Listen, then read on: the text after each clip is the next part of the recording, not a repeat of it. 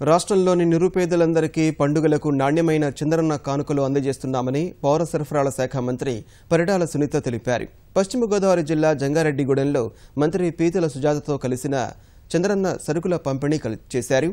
సరుకుల విషయంలో నాణ్యత పాటించకపోతే గుత్తేదారులపై కఠిన చర్యలు తీసుకుంటామని హెచ్చరించారు. లోటు బడ్జెట్లో ఉన్న రాష్ట్రాన్ని ముఖ్యమంత్రి సమర్థతతో నడిపిస్తున్నారని మంత్రి కొనియాడారు. చంద్రన్న బీమా చెక్కులను, విద్యార్థులకు ఉపకార వేతనాలను పంపిణీ చేశారు. చంద్రన్న పసుపు కుంకుమ కింద ప్రతి ఒక్క వ్యక్తికి 3000 రూపాయలు మీ అకౌంట్ వేసాం. అవి కూడా మీరు తీసుకొని దేనికైనా మీరు వాడొచ్చు. వాడుకునే ముందు మన చంద్రబాబు నాయుడు గారు పసుపు కుంకుమ కింద ఇచ్చారు కాబట్టి ప్రతి ఒక్క మహిళ ఒక చీర కూడా కొనుక్కోవాలని ప్రత్యేకంగా మిమ్మల్ని అందరినీ కూడా నేను కోరుకుంటున్నా.